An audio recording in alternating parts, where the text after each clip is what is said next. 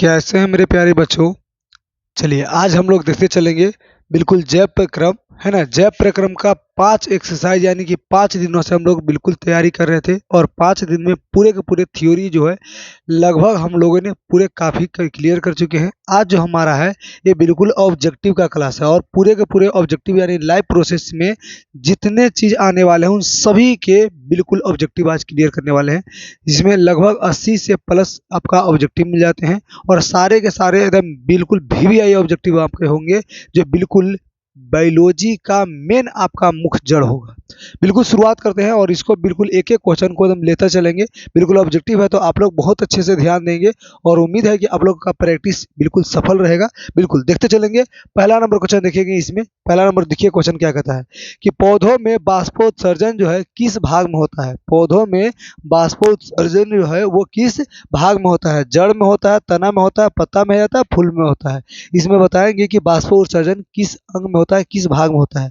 तो आपको बताते चलें कि ए जो राइट आंसर हो जाएगा ए आपका सी हो जाएगा, यानी पत्ता में होता है। पहला नंबर जो क्वेश्चन है ये बिल्कुल सही जवाब होगा, पत्ता में, यानी कि पौधों में जो बाष्पोत्सर्जन होगा ये किस में होगा, पत्ती में होगा, यानी सी नंबर ऑप्शन को बिल्कुल लॉक लगाएंगे। अगला नंबर क्वेश्चन देखेंगे तो 2 नंबर देखिए क्वेश्चन क्या कहता है कि मानव रक्त में उपस्थित यूरिया का जो सामान्य मात्रा होती है ये हम लोग बताएंगे कितना होता है। मानव में उपस्थित यूरिया का समान मात्रा कितनी होती है। तो ये हम लोग जानेंगे 100 mg होगा, 20 mg, 30 mg या 40 mg। तो इसका राइट आंसर क्या हो जाएगा, इसका राइट आंसर जो होगा बी नंबर ऑप्शन होगा, यानी 20 mg। कितना mg होगा, 20 mg। बिल्कुल याद रखेंगे 20 mg इसका राइट आंसर होगा। तो mg वाला बात आप लोग ये बिल्कुल याद रखेंगे, कितना होगा 20 mg, यानी बी वाला पॉइंट है ना। आगे अगर हम लोग बढ़े तो अगला नंबर देखेंगे, यानी 3 नंबर क्वेश्चन कहता है श्वसन क्रिया के दौरान कितने प्रतिशत ऊर्जा ताप के रूप में निष्कासित होता है। कहता है कि श्वसन क्रिया के दौरान कितने प्रतिशत ऊर्जा जो है वो ताप के रूप में क्या होती है, निष्कासित होता है। 3 नंबर क्वेश्चन बिल्कुल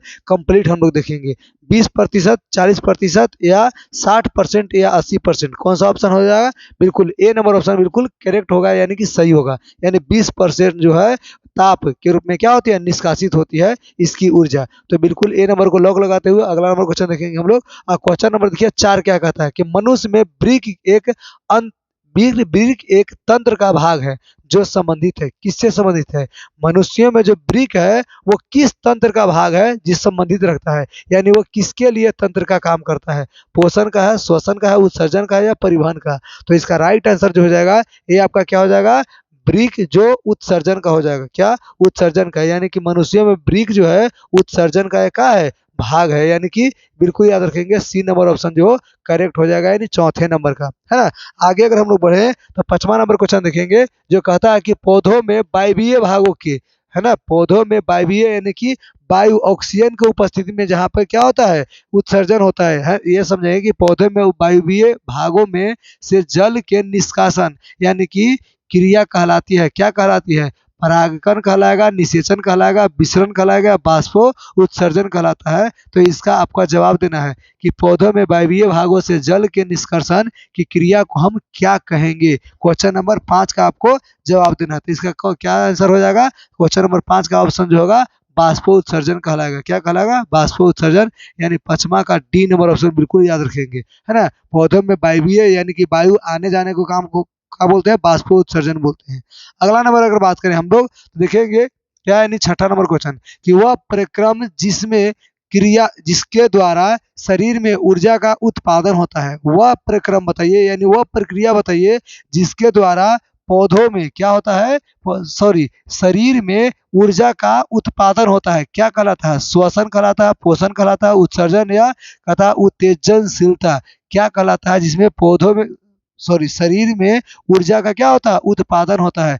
क्या यहाँ पर क्रिया हो जाएगा। तो 6ठा नंबर क्वेश्चन हम लोग देखते चलेंगे जिसमें कहता है आपका पहला नंबर यानी कि श्वसन होता है। क्या, पौधों में यानी शरीरों में ये जानेंगे कि वह प्रक्रम जिसके द्वारा शरीर में ऊर्जा का उत्पादन होता है श्वसन कहलाता है। बिल्कुल नॉर्मल बात याद रखेंगे। तो ये आपका ए नंबर जो है बिल्कुल कंप्लीट होता है। तो ए नंबर को बिल्कुल लॉक लगाते हुए आगे हम लोग देखेंगे। अगला नंबर जो क्वेश्चन है यानी क्वेश्चन नंबर 7 वो कहता है कि कौन सी क्रिया सजीव कौन सी क्रिया है जो सभी जीव के लिए अनिवार्य होता है यानी जरूरी होता है? कौन सा ऐसा काम है जिसको लिए सब जीव वो काम करता ही करता है, वो जरूरी होता है, अति आवश्यक होता है?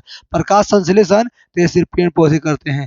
बाष्पोत्सर्जन ये भी पेड़ पौधे करते हैं। तथा श्वसन या चलन, तो चलन हम लोग मानव करते हैं, पेड़ पौधे नहीं करते हैं। लेकिन श्वसन है वो सबको ही करता है ना? कोई भी जीव हो, चाहे वो छोटे कीड़े मकोड़े से यानी लेकर के सूक्ष्म जीव हो या कोई भी जीव हो, वो श्वसन करता ही करता है। यानी कि सी नंबर ऑप्शन क्या हो जाएगा? राइट हो जाएगा। अगला नंबर का था कि मैग्नीशियम पाया जाता है, किसमें पाया जाता है? क्लोरोफिल में पाया जाता है, लाल रक्त कण में पाया जाता है, वो वर्णी लवक में पाया जाता है या श्वेत रक्त कण में पाया जाता है? कहता है कि मैग्नीशियम कहाँ पाया जाता है, किस में पाया जाता है? तो इसका राइट आंसर क्या हो जाएगा? पहला नंबर क्लोरोफिल में पाया जाता है। किसमें पाया जाता है? क्लोरोफिल में पाया जाता है क्या? मैग्नीशियम। तो इसको बिल्कुल हम क्लियर करते हुए आइए पर बिल्कुल हम लोग लॉक लगाएंगे। अगला नंबर जो क्वेश्चन है ये कहता है कि मानव हृदय द्वारा, मानव हृदय में पाए जाते हैं कितने बेस्म, बेस्म यानी कि कक्ष, कितने भाग पाए जाते हैं? वो 3 बेस्म होते हैं, 2 बेस्म होते हैं, 4 बेस्म होते हैं या 5 बेस्म होते हैं? तो आपको पहले बता दें कि मानव में जो हृदय होता है, मानव के हृदय में उसमें 4 बेस्म पाए जाते हैं, जिसको हम लोग नाम जानते हैं। एक दायां अनिल होता है ना? दायां अलिंद होते हैं, बायां अलिंद होते हैं, दायां निलय और बायां निलय। तो इस प्रकार के यानी कि 4 बेस्म होते हैं, तो चारों बेस्म का नाम इसी प्रकार का आपका क्लियर होगा। तो बिल्कुल याद रखें मानव हृदय में 4 बेस्म पाए जाते हैं, जिसको हम लोग क्या बोलते हैं? दायां अलिंद, बायां अलिंद, दायां निलय और बायां निलय। 10वां नंबर क्वेश्चन देखेंगे कि प्रकाश संश्लेषण द्वारा किसकी प्राप्ति होती है? जब प्रकाश संश्लेषण होता है तो क्या चीज हमें बन करके तैयार होकर मिलता है? वसा मिलता है, प्रोटीन मिलता है, ग्लूकोज मिलता है या प्रकाश मिलता है? तो प्रकाश संश्लेषण की क्रिया में प्रकाश लेता है, यहाँ तक का ऑक्सीजन लेगा, क्लोरोफिल लेगा, जल लेगा, तब जाकर के ग्लूकोज का निर्माण करता है और हमें क्या देता है? ऑक्सीजन भी देता है ना? तो ये हमारा जो है ये आपका राइट आंसर हो जाएगा ग्लूकोज, यानी सी नंबर ऑप्शन को बिल्कुल लॉक लगाएंगे। अगला नंबर क्वेश्चन अगर देखिए हम लोग तो इसको देखते चलेंगे कि कोशिका झिल्ली किस प्रकार की झिल्ली है? कोशिका जो झिल्ली है वो किस प्रकार की झिल्ली है? परागम्य होगा या अपरागम्य होगा या अर्धपरागम्य होगा या इनमें से कोई नहीं? कौन सा ऑप्शन इसका राइट आंसर है? तो कोशिका झिल्ली की अगर बात करें हम लोग तो कोशिका झिल्ली का राइट आंसर क्या हो जाएगा? ये आपका सी नंबर ऑप्शन होगा, ये बिल्कुल करेक्ट हो जाएगा यानी कि सही हो जाएंगे। क्लियर? अगला नंबर अगर क्वेश्चन हम लोग देखिए, क्वेश्चन नंबर देखिए 12 क्या कहता है कि दही के जमने में निम्नलिखित में से कौन सी क्रिया होती है? दही के जमने में निम्नलिखित में से कौन सी क्रिया होती है?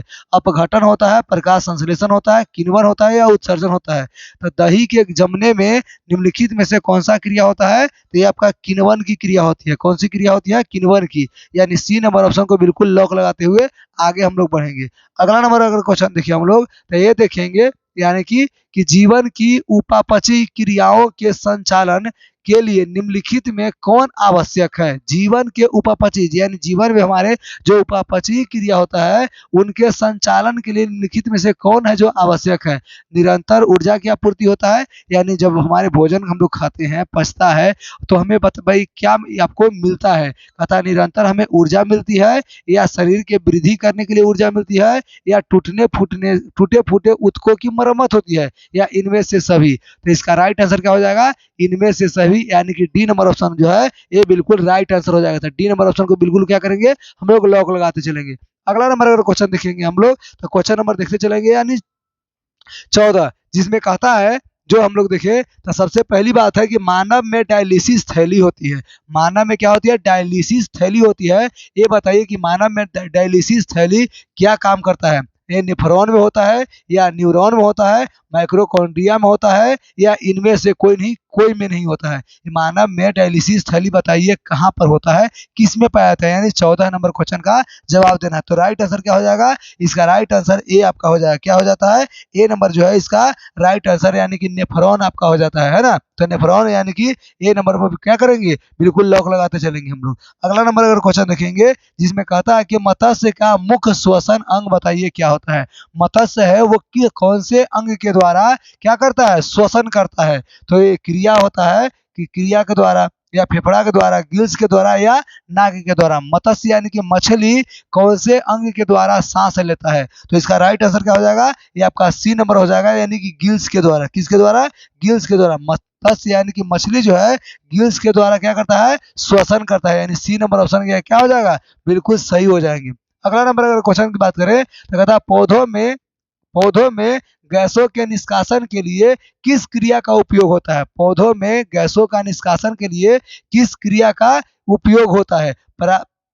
कहता परासरण के लिए, विसरण के लिए, वाष्पोत्सर्जन के लिए या परिवहन। इसका राइट आंसर कौन सा हो जाएगा। तो 16 नंबर का आपको जवाब देना है कि पौधों में गैसों के निष्कासन के लिए कौन से क्रिया है, इसका राइट आंसर हो जाएंगे। तो 16 नंबर का आपको क्या करना है, जवाब देना है। तो इसका राइट आंसर क्या हो जाएगा, बी नंबर हो जो है इसका राइट आंसर हो जाएगा, यानी विसरण क्रिया के द्वारा। कौन सी क्रिया के द्वारा, विसरण क्रिया के द्वारा। तो बी नंबर ऑप्शन को लॉक लगाते हुए अगला नंबर क्वेश्चन देखेंगे जिसमें 17 नंबर कहता है क्लोरोफिल वर्णक जो रंग होते हैं वो बताइए किसके कारण होते हैं। आपको पता होना चाहिए पेड़ पौधे जो हरे होते हैं, पेड़ पौधे की जो पत्तियां हरी होती है वो क्लोरोफिल के कारण होते हैं। तो क्लोरोफिल के कारण जो हरे होते हैं, तो अब बताइए क्लोरोफिल आखिर वर्णक होगा कैसा, तो वो भी हरा होता है। कैसा होता है, हरा। यानी ए नंबर ऑप्शन जो है ये आपका बिल्कुल क्लियर एकदम करेक्ट होता है, यानी ए नंबर ऑप्शन को बिल्कुल लॉक लगाते चलेंगे। अगला नंबर क्वेश्चन देखा जाए जिसमें कहता है कि कवक में पोषण की कौन सी विधि है।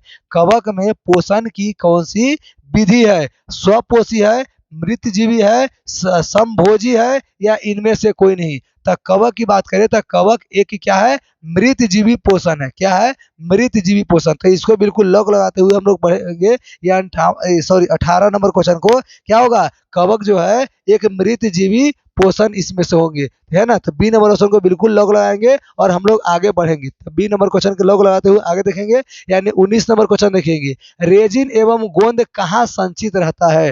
रेजिन एवं गोंद कहाँ संचित रहता है। फ्लोएम में, कार्टेक्स में, छाल में या पुराने जाइलम में। तो रेजिन और गोंद जो है ये पेड़ पौधे का क्या है, उत्सर्जी पदार्थ है। पेड़ पौधे का क्या है, यह एक उत्सर्जी पदार्थ है जो कहाँ पाया जाता है, पुराने जाइलम में पाया जाता है। तो इसका राइट आंसर क्या हो जाएगा, ये डी नंबर ऑप्शन हो जाएगा जो पुराने जाइलम में पाया जाता है। कहाँ पाया जाता है, पुराने जाइलम में। तो डी नंबर ऑप्शन को लॉक लगाएंगे और अगला नंबर क्वेश्चन हम लोग देखेंगे, यानी 20 नंबर कहता है शरीर में भोजन का पाचन किस प्रकार की अभिक्रिया है। शरीर में जो भोजन हमारा पचता है वो कौन सा अभिक्रिया होता है। कहता है उपचयन अभिक्रिया, संचयन अभिक्रिया, विस्थापन अभिक्रिया या अपचयन अभिक्रिया। तो इसका राइट आंसर क्या हो जाने वाला है, इसका right answer A number option है, वो आपका बिल्कुल सही हो जाएगा, यानी उपचयन अभिक्रिया। कौन सा अभिक्रिया होगा, उपचयन अभिक्रिया। तो ए नंबर ऑप्शन को बिल्कुल लॉक लगाएंगे, बिल्कुल।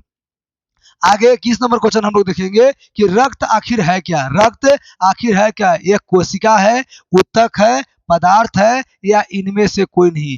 रक्त क्या है, तो इसका राइट आंसर क्या है, रक्त एक प्रकार का उत्तक है। रक्त एक प्रकार का क्या है, उत्तक है, यानी कि बी नंबर ऑप्शन इसका क्या हो जाएगा, बिल्कुल सही हो जाएगा। तो बी नंबर ऑप्शन को बिल्कुल लॉक लगाएंगे। अब देखेंगे हम लोग 22 नंबर क्वेश्चन क्या कहता है। 22 नंबर क्वेश्चन कहता है कि निम्नलिखित में कौन उत्सर्जी अंग है। इसमें से बताना है कौन ऐसा अंग है जो उत्सर्जी अंग है। ब्रिक होगा, अग्नाशय होगा, आंख होगा या इनमें से कोई नहीं। तो आपको बताते चले उत्सर्जी अंग कहते किसको है, तो हमारे शरीर के अपपचयी भाग को, अपपचयी जो होते हैं उसको, यानी बिना पचे हुए या पचने के बाद जो मल मूत्र बच जाते हैं उसको शरीर से बाहर निकालना ही क्या कहलाता है, उत्सर्जन कहलाता है। और ये हमारा उत्सर्जी जो अंग हो जाएगा ये हमारा कौन हो जाएगा, ये ब्रिक हो जाता है, यानी कि ब्रिक कहलाएगा, है ना। तो ब्रिक को बिल्कुल याद रखेंगे, ये हमारा उत्सर्जी अंग है। तो ये नंबर आपका ऑप्शन बिल्कुल क्लियर होता है। आगे देखेंगे तो 23 नंबर क्वेश्चन कहता है कि रच्छी कोशिकाएं पाई जाती है। बताइए रच्छी कोशिकाएं कहाँ पाई जाती है, जड़ में, पत्तियों में, फूलों में या पत्तों में। तो रच्छी कोशिकाएं जो है ये हमारा सिर्फ और सिर्फ पत्तियों में पाई जाती है। कहाँ पाई जाती है, पत्तियों में। यानी कि 23 नंबर क्वेश्चन का जो जवाब होगा ये बिल्कुल सही होगा, क्या, पत्तियों में। कि रच्छी जो है पत्तियों में पाई जाती है, रच्छी कोशिकाएं पत्तियों में पाई जाती है। तो बी नंबर ऑप्शन को लॉक लगाएंगे और आगे हम लोग देखेंगे अगला नंबर क्वेश्चन, यानी कहता है कि इथाइल एल्कोहल किस प्रकार के श्वसन में बनता है।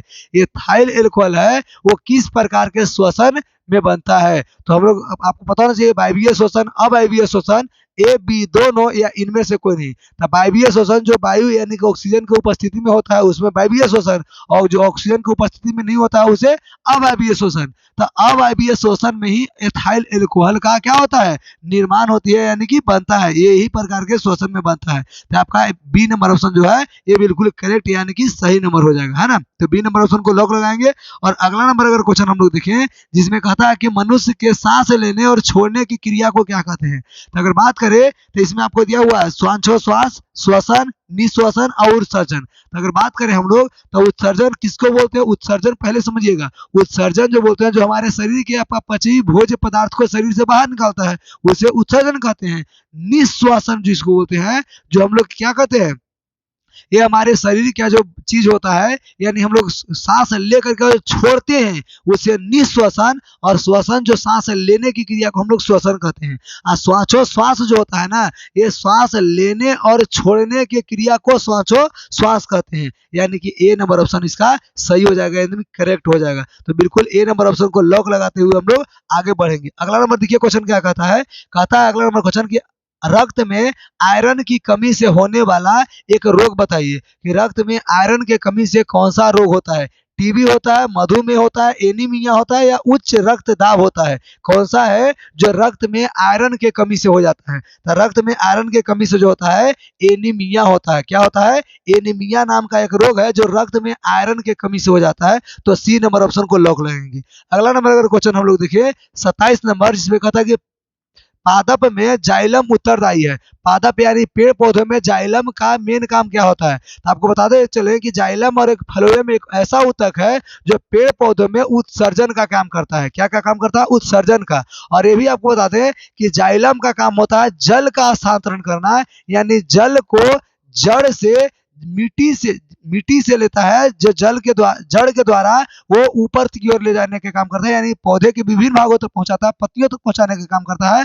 और फ्लोएम का काम होता है खाना को यानी भोज्य पदार्थ को शरीर के सभी भागों में पहुंचाने का, है ना। तो यहाँ पर जाइलम की बात करा तो जाइलम जल का वहन करती है, यानी जल का संवहन करती है, ट्रांसपोर्टेशन करती है। तो इसका राइट आंसर क्या हो जाएगा, ए नंबर ऑप्शन है जो इसका राइट हो जाएगा। आगे की अगर बात करें तो कुटपाद की बात करता है। कुटपाद किसमें पाया जाता है, तो कुटपाद एक है जो शरीर का सबसे बाहरी भाग को हम लोग बोलते हैं, और वो अमीबा का सबसे बाहरी भाग होता है कुटपाद, जिसके सहारा से वो चलता भी है और भोजन भी करता है और उत्सर्जन भी करता है। किसके द्वारा, कुटपाद के द्वारा। तो ये अमीबा का एक क्या है, अंग है ना, कुटपाद। आगे की अगर बात करें तो ये आपका सी नंबर ऑप्शन को लॉक लगाते हुए अगला नंबर क्वेश्चन देखेंगे, यानी 29 नंबर क्वेश्चन, जो देखिए क्या कहता है। कहता है प्रकृति में ऑक्सीजन का संतुलन कैसे बना रहता है। प्रकृति यानी हमारे जो नेचर है, हमारे जो वातावरण है, इसमें ऑक्सीजन का संतुलन कैसे बना, यानी ऑक्सीजन बैलेंस कैसे है।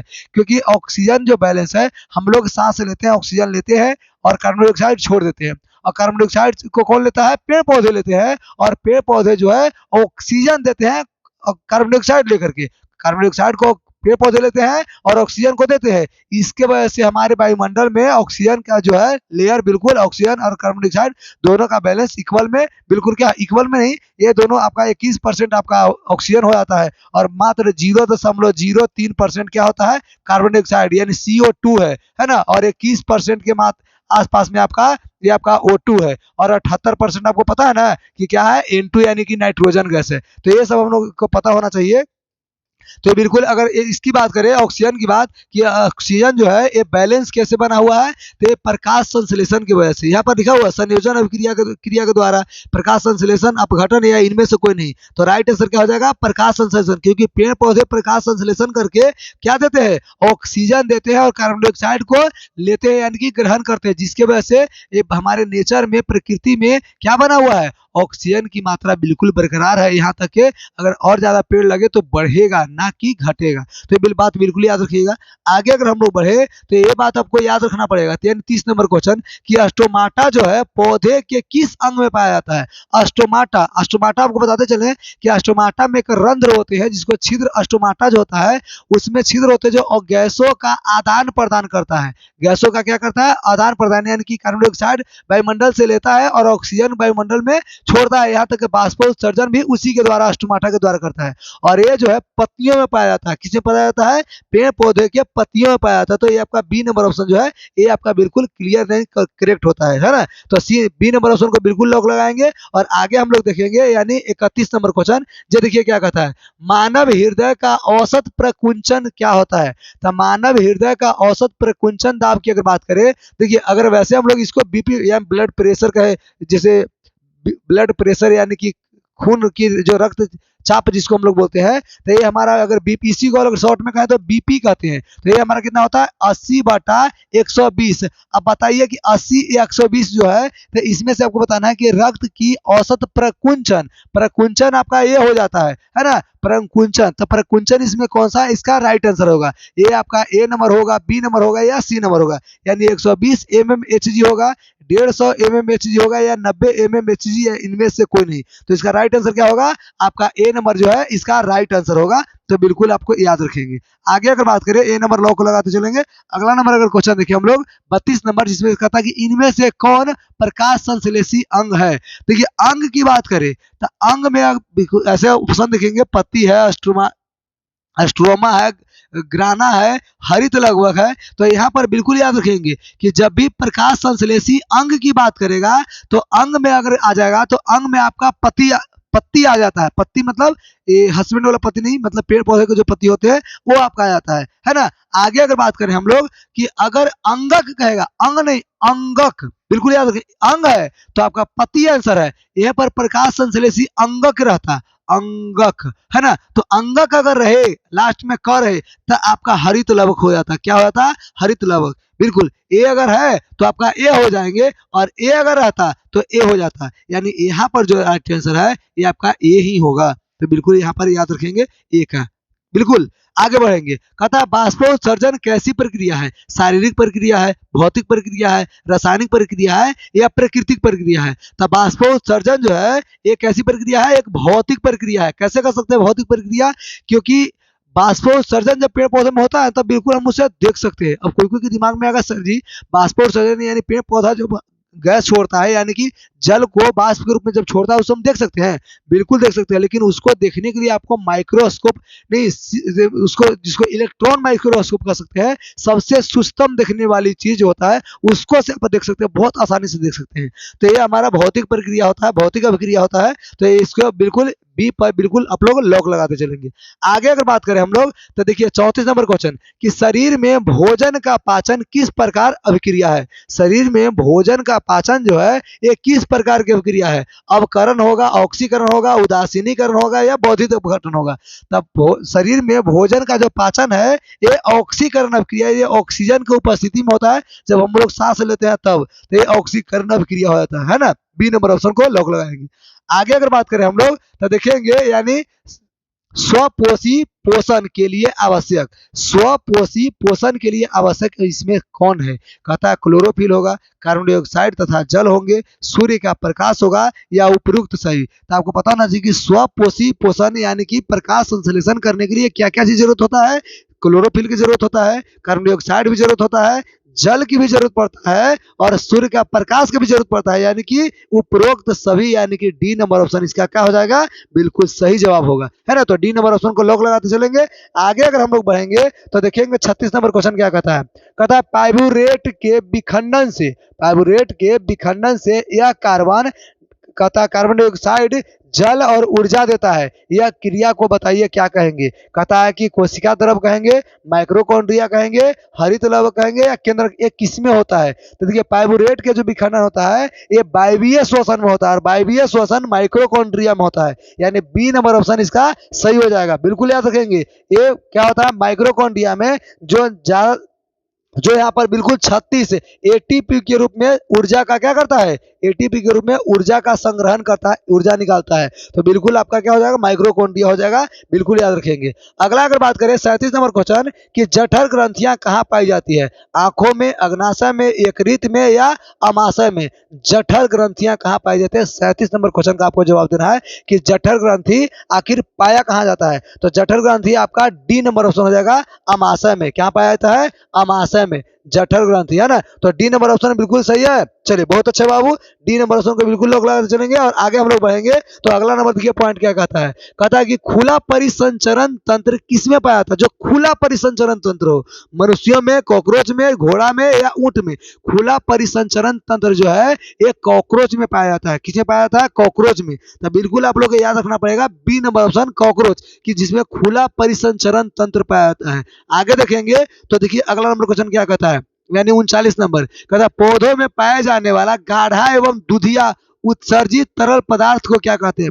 जो पेड़ पौधों में आप देखेंगे, नीम के पौधों में, बर में, पीपल में, बरगद में, जो है बहुत सारे ऐसे जो पौधे होते हैं, पेड़ होते हैं, जिसमें आप उसको जब पत्ता तोड़ेंगे या कोई भी डाली आप तोड़ेंगे तो दूध का निकल दूधिया पदार्थ, तरल पदार्थ निकलता है। अब बताइए वो दूधिया तरल पदार्थ जो होते हैं उस पदार्थ को क्या कहते हैं? लैटेक्स कहते हैं, रेजिन कहते हैं, गोंद कहते हैं या टैनिन कहते हैं। तो आपको बताते चले कि इसका जो ओरिजिनल नाम जो होता है जिसे हम लोग लैटेक्स कहते हैं, क्या कहते हैं? उस दूधिया पदार्थ को हम लोग लैटेक्स कहते हैं। बिल्कुल याद रखेंगे, क्या कहेंगे? लैटेक्स। यानी ए नंबर ऑप्शन बिल्कुल क्लियर होता है। आगे अगर हम लोग देखें तो यूरिया रक्त में कहाँ से प्रवेश करती है? यूरिया यानी कि यूरिया जो होता है ना, यूरिन जो यूरिया जो है वो हमारे ब्लड में, खून में कहाँ से प्रवेश करता है? ये फेफड़ा से, यकृत से, श्वास नलिका से या वृक्क से? तो आपको पता होना चाहिए कि वृक्क में यूरिया को छान लिया जाता है, छटनी किया जाता है, ये चलनी है नहीं, तो इसमें आपका नहीं होगा। आप फेफड़ा में तो आपको ऑक्सीजन का मिलन होता है, ऑक्सीजन मिलाया जाता है और कार्बन डाइऑक्साइड निकाला जाता है, तो यहाँ पर शुद्ध किया जाता है, ये आपका एकरित हो जाएगा। ये बिल्कुल याद रखेंगे, ये आपका जो बी नंबर ऑप्शन है बिल्कुल सही होगा, एकरित आपका राइट आंसर होगा। यूरिया रक्त में कहाँ प्रवेश करती है? एकरित में, तो बी नंबर ऑप्शन आपका क्लियर। अगला नंबर अगर क्वेश्चन देखेंगे हम लोग 41 नंबर, जिसमें कहता है कि प्रकाश संश्लेषण होता है। बताइए प्रकाश संश्लेषण कब होता है?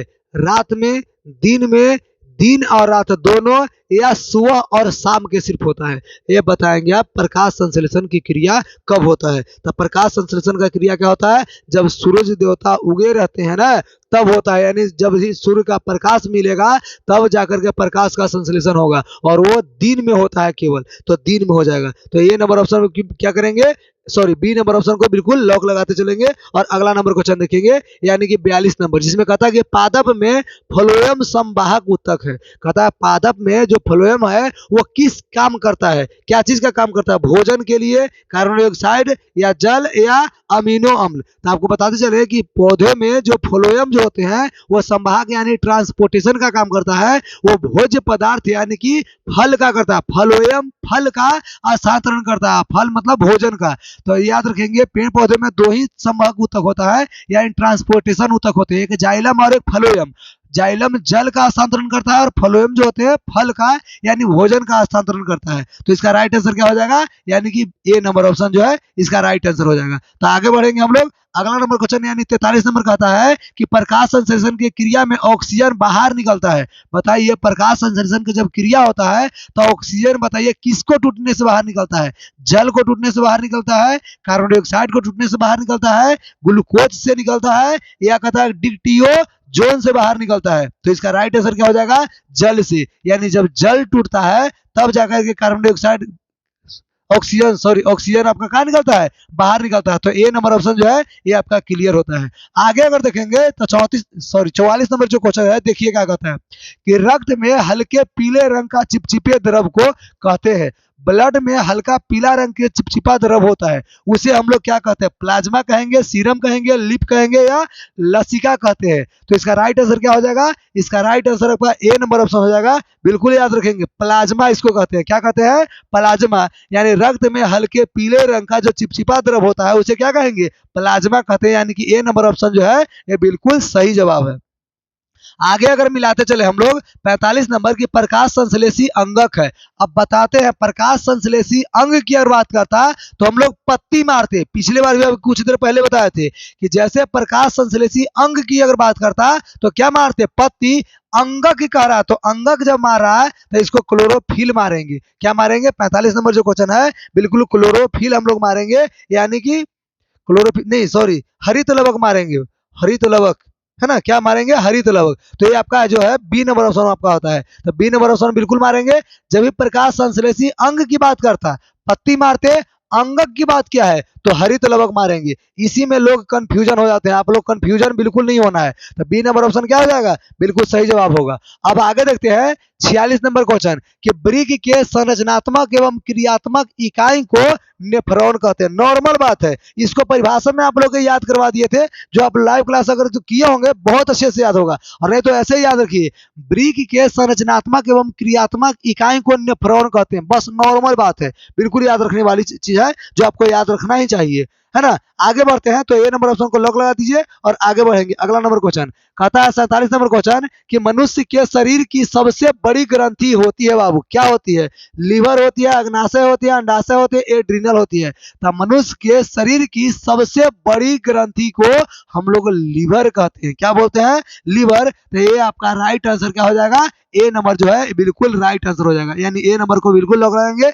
आगे बढ़ेंगे हम लोग। अब अगला नंबर देखिए क्वेश्चन क्या कहता है, स्वपोषी पोषण के लिए, स्वपोषी पोषण यानी स्वपोषी पोषण के लिए आवश्यक कौन सा चीज है जो जरूरी नहीं है। अब स्वपोषी पोषण मतलब समझ लीजिए कि पेड़ पौधों की बात करता है, क्योंकि पेड़ पौधे स्वपोषी पोषण होते हैं, क्योंकि उसमें प्रकाश संश्लेषण की क्रिया होती है। प्रकाश संश्लेषण की क्रिया में बताइए इसमें से कोई चीज का जरूरत न पड़ता है। तो जल का जरूरत पड़ता है, बिल्कुल पड़ता है। सूर्य के प्रकाश का जरूरत पड़ता है प्रकाश संश्लेषण में, बिल्कुल पड़ता है। यहाँ तक क्लोरोफिल की जरूरत पड़ता है, ऑक्सीजन की जरूरत नहीं, ऑक्सीजन के जगह पर कार्बन डाइऑक्साइड की जरूरत पड़ता है। तो आपका ए नंबर ऑप्शन बिल्कुल नहीं हो जाएगा, यानी ए नंबर ऑप्शन को लॉक लगाएंगे। जब नहीं कहता तब हाँ कहता कि किस चीज की आवश्यकता होती है, तब आपका क्या होता? ए तीनों होता, ना कि ए होता।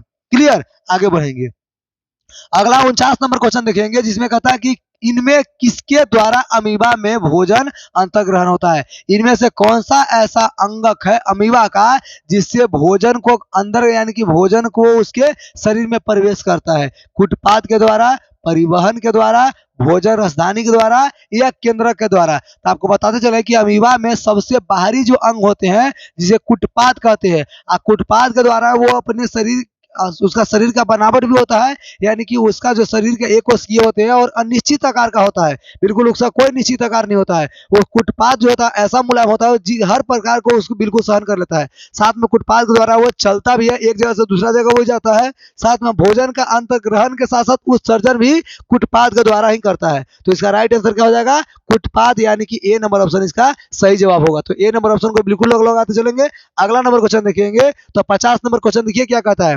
कहता पौधों में श्वसन क्रिया के अंतर्गत, पौधों में श्वसन क्रिया के अंतर्गत एटीपी के रूप में, कहता है एटीपी के टूटने से कितनी ऊर्जा मुक्त होती है? तो आपको दिखा दे कि एटीपी के रूप में अगर बात करें तो बिल्कुल इसमें से कोई नहीं हो जाएंगे, बिल्कुल डी नंबर ऑप्शन हो जाएगा, कोई नहीं। क्या हो जाएगा? कोई नहीं। तो बिल्कुल डी नंबर ऑप्शन को लॉक लगाते चलेंगे, इनमें से कोई नहीं होंगे। आगे अगर बात करें हम लोग तो देखेंगे 51 नंबर क्वेश्चन कि रक्त का थक्का बनने में सहायक होता है। ब्लड जो हमारे शरीर में जो ब्लड होते हैं, खून होते हैं, बताइए किसके कारण से रक्त में थक्का बन जाते हैं, जम जाते हैं? लाल रक्त कोशिका के कारण, श्वेत रक्त कोशिका के कारण, रक्त पट्टिकाणु, रक्त विमाणु जिसको हम लोग रक्त प्लेटलेट्स बोलते हैं। क्या वो इसको बोलते हैं? प्लेटलेट्स बोलते हैं, जो 60% होता है। या इनमें से कोई नहीं, कौन इसका सही जवाब हो जाएगा? तो इसका सही जवाब आपका क्या होगा? इसका सही जवाब आपका सी नंबर हो जाएगा, यानी रक्त विमाणु। क्या हो जाएगा? रक्त विमाणु। बिल्कुल याद रखेंगे, सी नंबर ऑप्शन रक्त पटिकाणु, है ना, या रक्त विमाणु कहेंगे। अगला नंबर कहता है कि पाचन क्रिया पूर्ण होती है।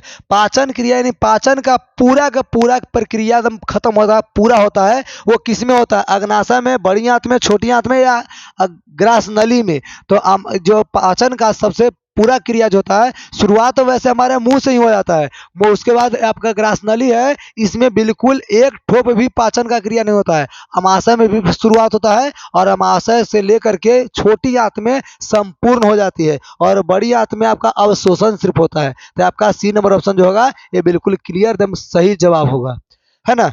आगे देखेंगे। अब अगला नंबर 53 नंबर जो क्वेश्चन है जिसमें कहता है छोटी आंत की दीवार में पाई जाने वाली ग्रंथियों के स्राव को क्या कहते हैं? आतरस कहेंगे या सकर एंटीरियक्स कहेंगे, जठरस कहेंगे या ए और बी दोनों? तो हमें लग रहा है बिल्कुल जठरस। चलिए बिल्कुल ये आपका डी नंबर हो जाएगा, है ना। ये सकरस एंटीरियकस बोलेंगे या आतरस, ये दोनों के दोनों हो जाएंगे, जठरस इसको छोड़ देते हैं, है ना। तो ये आपका हो जाएगा जो डी नंबर ऑप्शन को बिल्कुल लॉक लगाते हुए आगे हम लोग बढ़ेंगे। अगला नंबर जो क्वेश्चन है 54 नंबर, एक वयस्क मतलब एक जवान आदमी का मुंह में कितने दांत होते हैं? दांतों की संख्या बताइए। 28 गो, 30 गो, 32 गो या 34 गो? एक जवान आदमी के शरीर में यानी कि मुंह में कितने दांत होते हैं? एक वयस्क मनुष्य के कितने दांत होते हैं? तो बताएंगे आप लोग कि कितने दांत। कौन सा आंसर है? बी नंबर बिल्कुल सही, सी नंबर ऑप्शन बिल्कुल सही जवाब हो गया, है ना। 32 दांत होते हैं, कितने दांत होते हैं? 32 दांत। अब यहाँ पर क्वेश्चन वो आ गया मछली के लिए कि मछली के हृदय में कितने कोष्ठक होते हैं?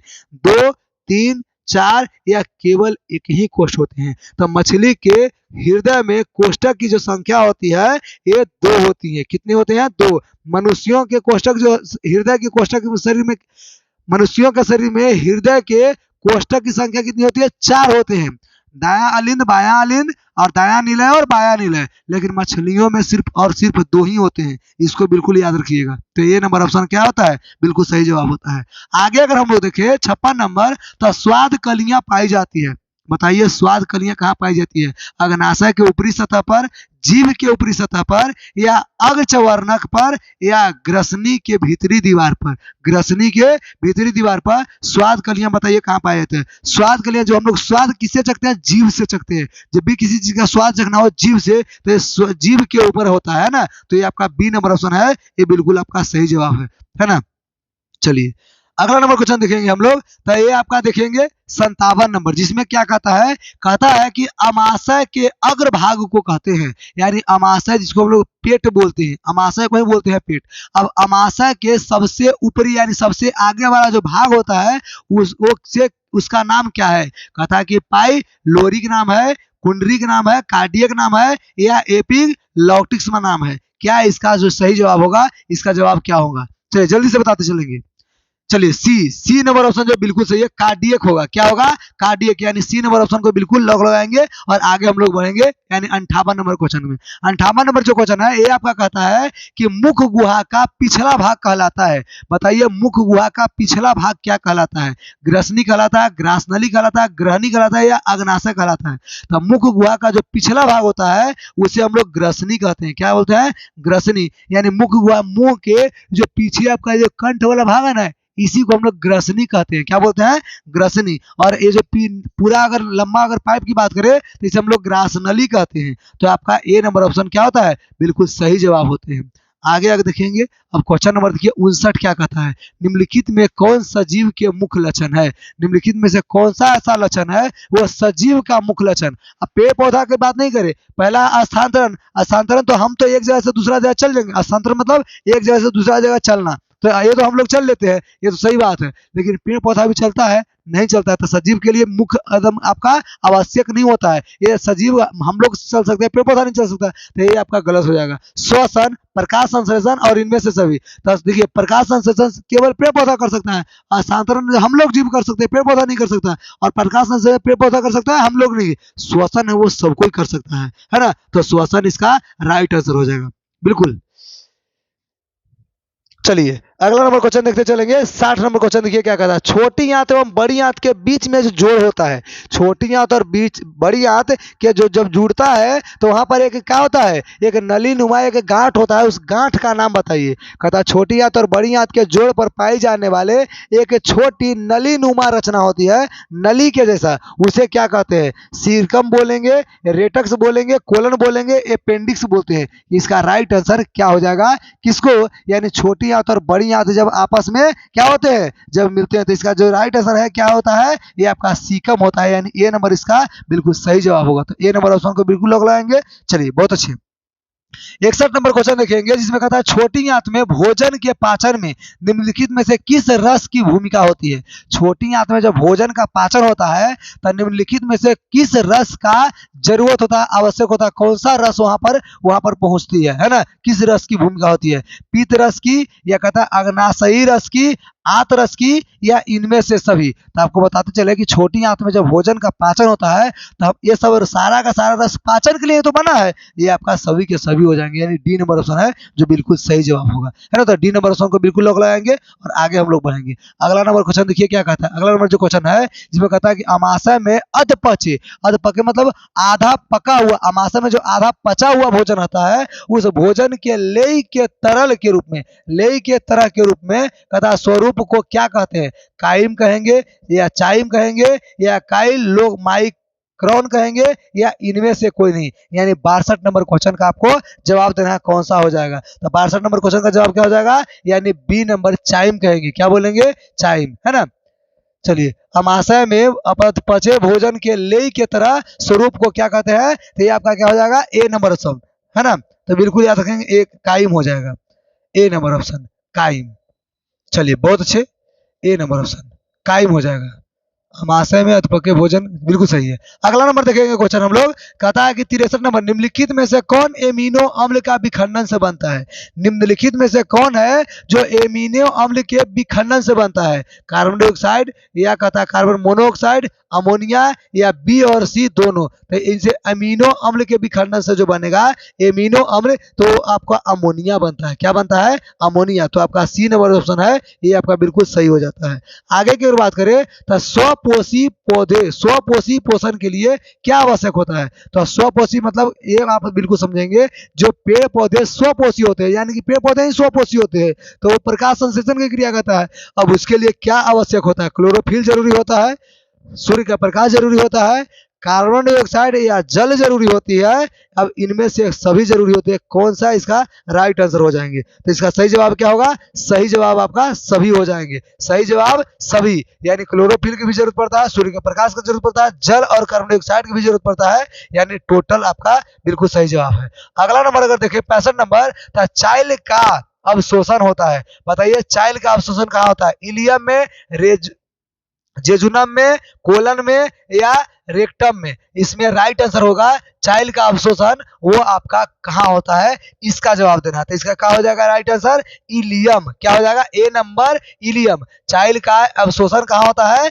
इलियम होता है। तो ए नंबर ऑप्शन को बिल्कुल क्या करेंगे, लॉक लगाते चलेंगे। अगला नंबर क्वेश्चन देखेंगे हम लोग 66 नंबर, मनुष्य के आहार नाल की कौन सी अवशोषी अंग है।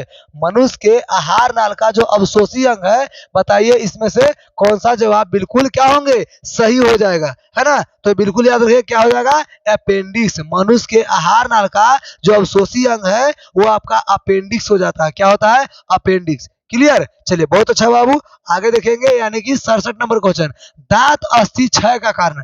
दांत अस्थि क्षय मतलब दांत का जो क्षय होता है, दांत टूटता फूटता है, खोड़हड़ हो जाए या किसी प्रकार का दर्द वगैरह जो होता है वो किसके कारण होता है, ये मीठी चीज खाने से। तो बिल्कुल सही, ये बिल्कुल मीठी चीज खाने से दांत में क्या लगते हैं, कीड़ा लग जाते हैं और इसी की वजह से दांत टूटते फूटते हैं। बैक्टीरिया, यानी मीठा चीज खाइएगा तो बैक्टीरिया लगेगा और इससे अम्ल का निर्माण होता है, और जब अम्ल का निर्माण होगा और आप दांत ना साफ कीजिएगा तो ये आपका अस्थि क्षय, यानी दांत का टूटना फूटना, इसमें दर्द देना, पायरिया होना, ये सारे बीमारियां आते हैं, यानी कि सभी हो जाएगा इनमें से, है ना। चलिए तो डी नंबर ऑप्शन को लॉक लगाएंगे और आगे देखेंगे अगला नंबर क्वेश्चन, यानी कहता है कि डेंटाइन के ऊपर दांतों की सुरक्षा हेतु पाई जाने वाली कठोर परत को कहते हैं।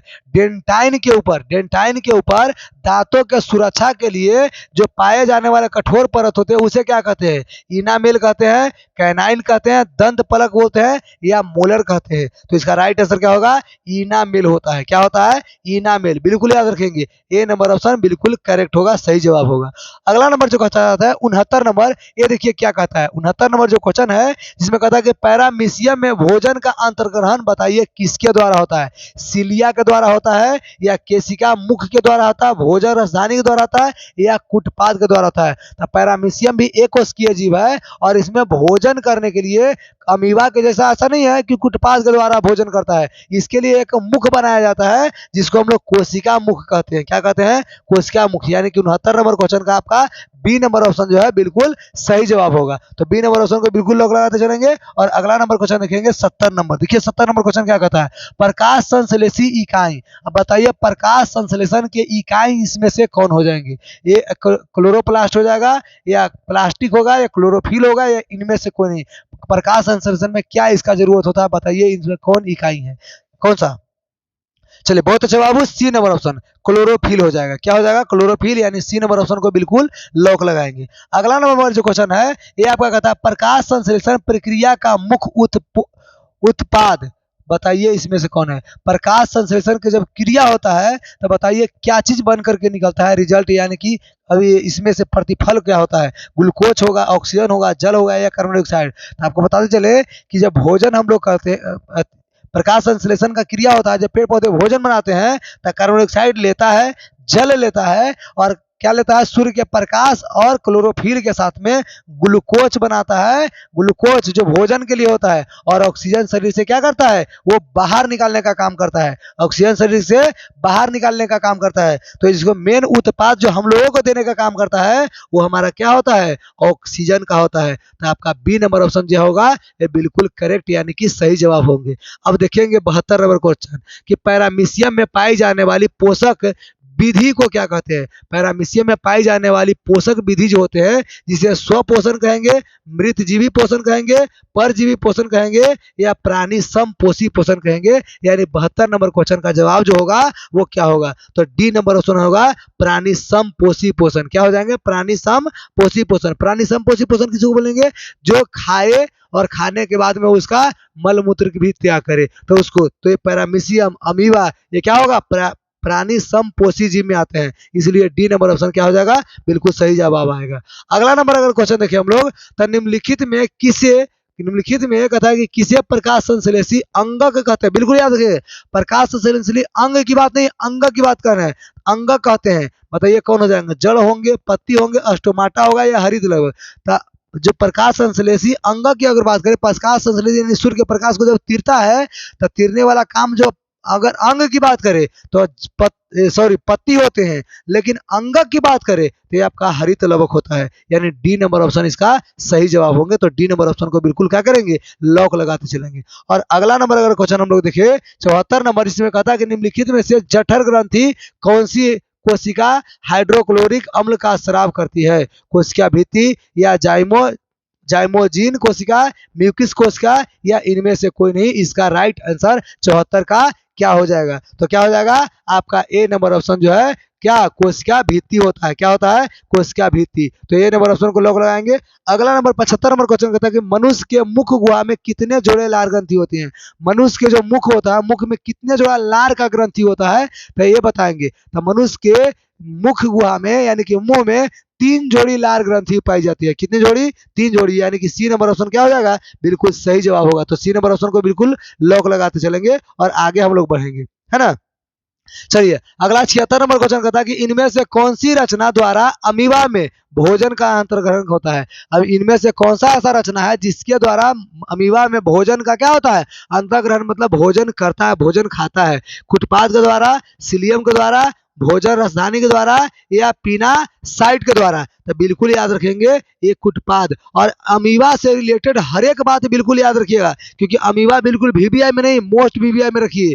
अमीबा से क्वेश्चन आपको 1-2 नंबर से पूछे या 5 नंबर के क्वेश्चन पूछेगा ही पूछेगा, तो बिल्कुल आपको याद रखना पड़ेगा। तो ये नंबर ऑप्शन को बिल्कुल हम टॉप लेवल पर रखिए। आगे देखेंगे, कहता है कि पोप्टोन पेप्टाइडस को निम्नलिखित में से किस रूप में तोड़ता है। एमिनो अम्ल के रूप में, वसा के रूप में, या पॉलीपेटाइडस के रूप में, या न्यूक्लियोटाइडस के रूप में। इसमें से राइट आंसर 77 का क्या जवाब होंगे, इसका आपको देना है। तो इसका राइट आंसर क्या होगा कि पेप्टोडाइडस, है ना, पेप्टाइडस को निम्नलिखित में से किस रूप में तोड़ता है। तो इसका राइट आंसर क्या होगा, एमिनो अम्ल के द्वारा। यानी ए नंबर इसका राइट यानी सही जवाब होगा। तो ए नंबर ऑप्शन को लॉक लगाएंगे। अगला नंबर क्वेश्चन देखेंगे, यानी 78 नंबर, जिसमें कहता है कि कोशिका के किस भाग में सजीवों के सारे गुण विद्यमान रहते हैं। कोशिका के कौन सा ऐसा क्या है, भाग है जिसमें सजीवों के सारे गुण मौजूद होते हैं। कोशिका झिल्ली में, कोशिका भित्ति में, या जीव द्रव में, या इनमें से कोई नहीं। तो इसका राइट आंसर क्या होगा, ये आपने की कोशिका जीव द्रव हो जाएगा। यानी सी नंबर जो है ये बिल्कुल सही जवाब हो जाएंगे। अगला नंबर अगर क्वेश्चन देखिए हम लोग, तो देखिए 79 नंबर क्वेश्चन, निम्नलिखित में से किस छिद्र द्वारा ग्रसनी ग्रास नली से जुड़ा होता है। निम्नलिखित में से किस छिद्र द्वारा ग्रसनी ग्रास नली से जुड़ा होता है, इस छिद्र का नाम बताना है। निगल द्वार, कंठ द्वार, मल द्वार, या इनमें से कोई नहीं। तो अगर बात करें हम लोग, देखिए मल द्वार उसको बोलते हैं जो हम लोग मल मूत्र जहां से निकालते हैं, है ना। और कंठ द्वार उसको बोलते हैं, ये हमारा कंठ है। और निगल द्वार जो हम लोग निगलने का काम करते हैं, है ना। तो 69 नंबर जो क्वेश्चन होगा इसका राइट आंसर है निगल द्वार। निगलते हैं, इसी यहीं पर आपका होता है कौन, ग्रसनी, और ग्रास नली भी जुड़ा होता है। निगलते हैं जहाँ पे, है ना। और इसके नीचे वाला को हम लोग बोलते हैं कंठ। ये वाला आपका हो गया जो ऊंचा वाला भाग, इसको कंठ बोलते हैं। आपका ए नंबर ऑप्शन क्या होगा, बिल्कुल सही जवाब होगा। है ना। आगे अगर बढ़े हम लोग तो देखेंगे यानी 81 नंबर क्वेश्चन, अमीबा का मुख्य भोजन क्या है? शैवाल के टुकड़े होते हैं या डायटम एवं एक कोशिकीय जीव होते हैं, बैक्टीरिया होते हैं या इनमें से कोई नहीं। तो अमीबा का जो मुख्य अगर भोजन की बात करें तो इसका सब हो जाएगा, यानी सब चीज को ये खा पी लेता है ना। चलिए तो डी नंबर ऑप्शन है आपका क्लियर। आगे अगर हम लोग बढ़े तो ग्रहणी एक भाग है बाबू, ग्रहणी भाग किसका भाग है? मुख्य गुहा का, आमाशय का, छोटी आंत का या बड़ी आंत का? तो ग्रहणी जो भाग है ये आपका क्या हो जाएगा? ये छोटी आंत का भाग हो जाएगा। किसका भाग हो जाएगा? छोटी आंत का। तो बिल्कुल याद रखेंगे सी नंबर 81 का सी नंबर जो क्वेश्चन होगा ये बिल्कुल सही जवाब होगा, है ना। तो सी नंबर को बिल्कुल लॉक लगाएंगे। और अगला नंबर देखिए क्वेश्चन क्या कहता है 82 नंबर, कि वह विधि जिसमें जीव पोषक तत्वों को ग्रहण करके और उनका उपयोग अपने वृद्धि एवं जनन के लिए करते हैं उसे क्या कहते हैं? कहता है अंतःग्रहण करते हैं, पर पोषण कहते हैं, पोषण कहेंगे या स्वपोषण कहेंगे? तो इसका जो राइट आंसर होगा ये आपका सी नंबर यानी पोषण होता है। तो सी नंबर ऑप्शन को बिल्कुल लॉक लगाएंगे। चलिए बिल्कुल अच्छे से। और ये हमारा आज का क्लास के लिए सबसे लास्ट क्वेश्चन है था, यानी 82 नंबर क्वेश्चन। और 82 नंबर क्वेश्चन को बिल्कुल लास्ट हो गया। इसके साथ में आप लोग के सबसे पहली बात और सबसे बढ़िया बढ़िया अगर बात बोलना चाहें तो ये बोलेंगे कि हम प्रतिदिन लाइव क्लास लेकर के आते हैं 6 बजे से। हर शाम को 6 बजे बिल्कुल आप लोग लाइव क्लास करना बिल्कुल ना भूले। 2025 में एग्जाम देने वाले विद्यार्थियों के लिए बिल्कुल अहम और बहुत मुख्य क्वेश्चन के साथ में बिल्कुल लाइव क्लास आपको लेकर आया है। तो बिल्कुल उसमें जुड़िए और सभी लोग बिल्कुल एंजॉय के साथ करते हुए और बिल्कुल लाइव क्लास में जुड़ के मजा लेकर के पढ़िए, एकदम बिल्कुल मजा आ जाएगा। चलिए थैंक यू, बाय।